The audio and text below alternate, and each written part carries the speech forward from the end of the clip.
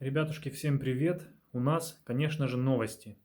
Новости, я думаю, уже всем известны о том, что Киевская область освобождена полностью от оккупантов.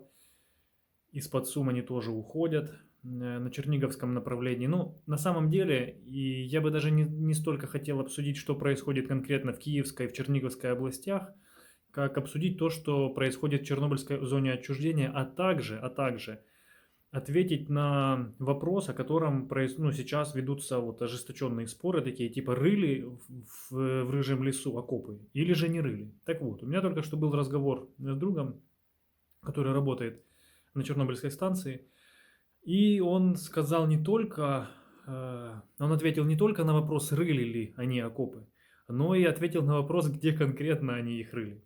Вот. Ну, то есть, я думаю, уже понятно, что все-таки да, рыли. Так вот, рыли они их, как вам объяснить? Ну, в общем, это перекресток, как спускаешься с моста, мост, значит, мост из Припяти, и ты спускаешься с моста, и там справа есть такая остановочка. И за остановочкой перекресток. Налево это на Чернобыльскую станцию, прямо на город Чернобыль и направо на Буряковку. Так вот, на этом перекрестке они поставили такой как бы вагончик. Этот вагончик был перемещен, раньше он стоял на въезде в Припять, ну кто из туристов, с туристическими поездками был, все проезжали это КПП. В общем, это тот самый вагончик, который стоял раньше на въезде в Припять сразу за мостом смерти. Вот, этот вагончик охраны они переместили, поставили его на том самом перекрестке.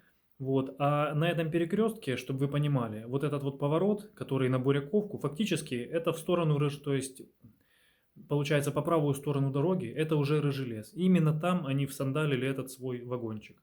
Более того, там есть здание, бывшее МРЭО, так называемое. В этом МРЭО они тоже, ну, типа как вписывались, ночевали, потому что вагончик маленький, все там, много людей не поместится. Ну и рядом же они нарыли окопы. Фактически эта территория считается территорией рыжего леса. То есть да, они рыли там окопы, окопы эти никто зарывать не будет. Эти окопы, естественно, будут задокументированы, отфотканы, отсняты. Поверьте, информация появится скоро, везде, и это, над ними будут смеяться. Не только над окопами, но и над тупостью командования.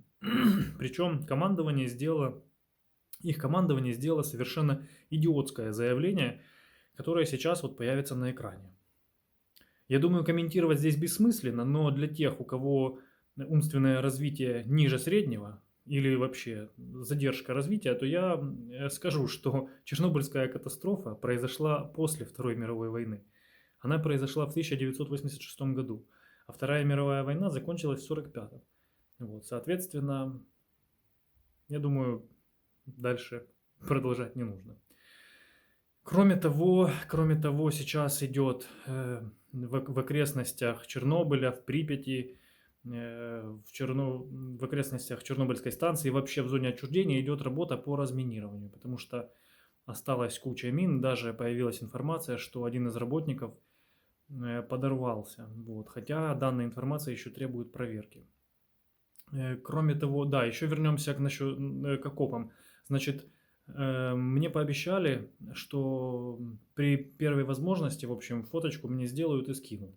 Вот, я, соответственно, с вами ею поделюсь, как только она у меня будет. Хотя я думаю, что в ближайшее время от этих фоток появится миллион.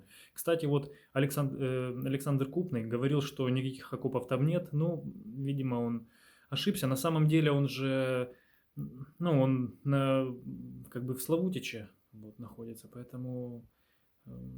Ну, очевидно, была какая-то информация. Сейчас мы все можем какие-то ошибочные заявления, какие-то мы в чем-то ошибиться. Тут, я думаю, ничего страшного, но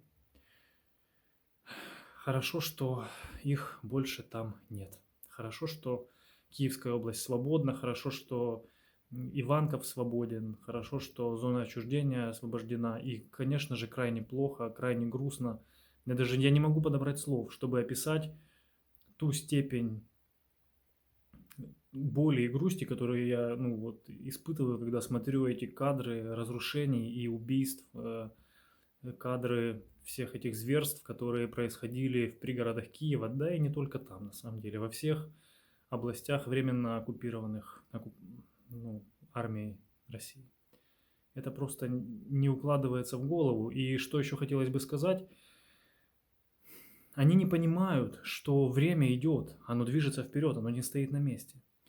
И когда-то был такой вот рейх, и был там Гитлер.